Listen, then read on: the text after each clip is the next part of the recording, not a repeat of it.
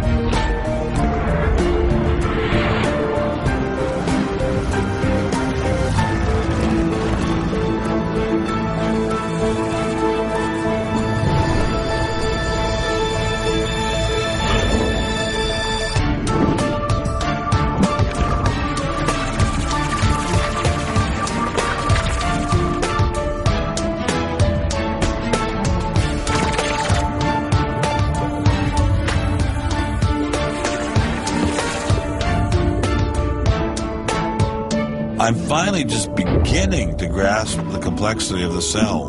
Are there systems within the cell that go well beyond Darwinian evolution? Some type of cellular technology that drives adaptation, replication, quality control, and repair?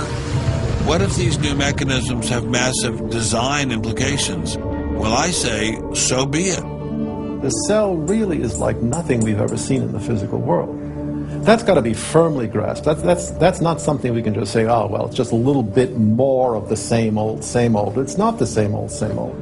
We are finding is that there's information that's in the cell that cannot be accounted for in terms of these undirected material causes. So there's, it has to be, and so there's some other, so there has to be an information source. So one of the key questions faced by modern biology is, where do you get information from? Well, Darwin assumed that the increase in information comes from natural selection. But natural selection reduces genetic information, and we know this from all the genetic population studies that we have. And where does the new genetic information going to come from? Well, that's the big question. So when we find information in the DNA molecule, the most likely explanation is that it too had an intelligent source. I mean, we need engineering principles to understand these systems, okay? I mean, it's only because of our advancements in nanotechnology that we can even begin to appreciate these systems.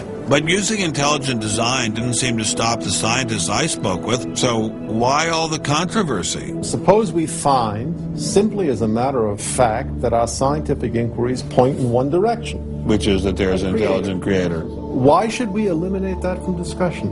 Streng verboten? How come? Why? Streng verboten. Very good. What does streng verboten mean? Strongly forbidden. Strongly forbidden. You've got two possible hypotheses. You've got a wall through the middle of through your brain, in effect, through your thinking. You say, well, you can't consider anything on this side of the wall. Only hypotheses on this side of the wall are permissible for consideration. What about academic freedom? I mean, can't we just talk about this? Their reply is that science is not a democratic process. Oh, really? And that there is a consensus view. But wait a minute, we are to subscribe to the wait a second, but view. Darwin challenged the consensus view, and that's how we got Darwinism.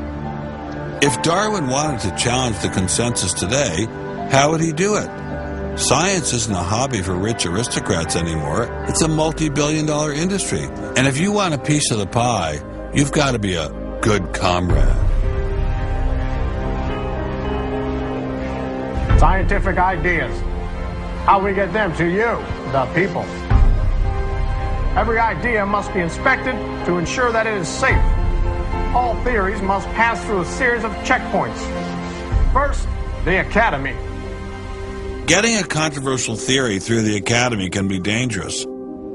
Few people know this better than Congressman Mark Souder. He uncovered a targeted campaign led by individuals within the Smithsonian and the National Center for Science Education to destroy Dr. Sternberg's credibility. If you want peer reviews, if you want to be published, if you want to go to respected institutions, the core view does not tolerate dissent. There's kind of a, this is the way it is, and anybody who's a dissenter should be squashed. Are you going to be on my side if I let you up? Sure, Chick, sure. I'm on your side. Just let me up. I'll do anything you say. Souder isn't the only one who has witnessed the Academy's tactics. Journalist Larry Witham has seen similar behavior during his 25 years of covering the evolution controversy. Once you're thick in science, you can't question the paradigm. But if you want to get grants, if you want to be elected to high positions, if you want to get awards as a promoter of public education of science, you can't question the paradigm.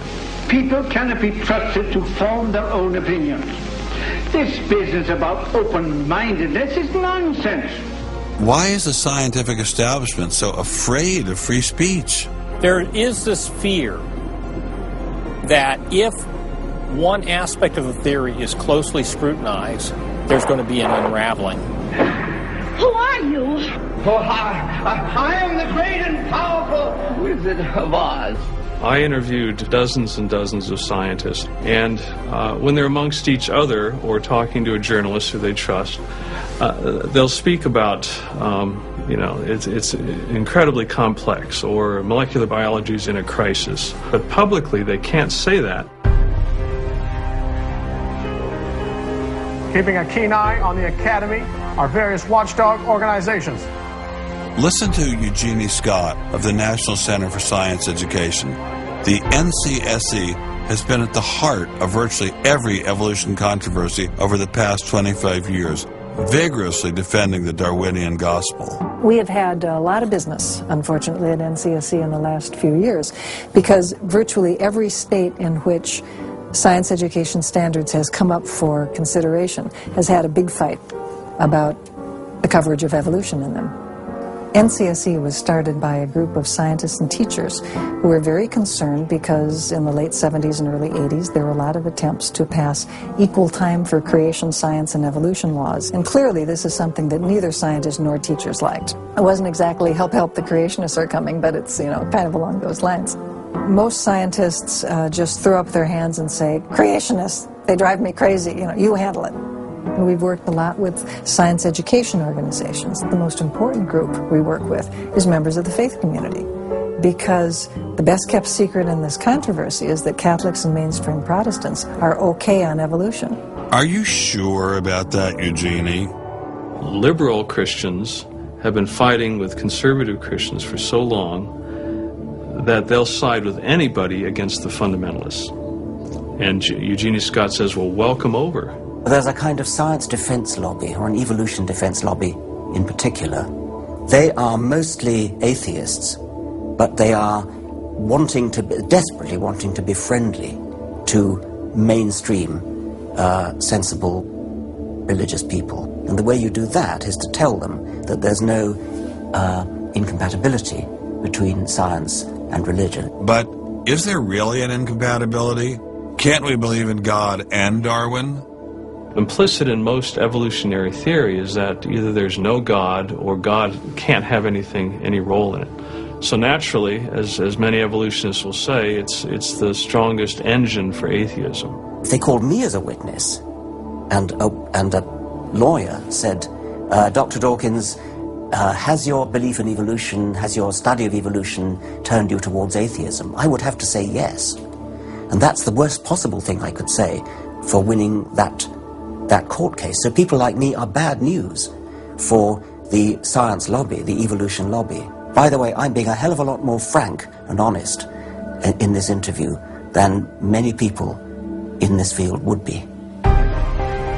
Working hard to keep ideas in check are our friends in the media. Morning, paper, mister.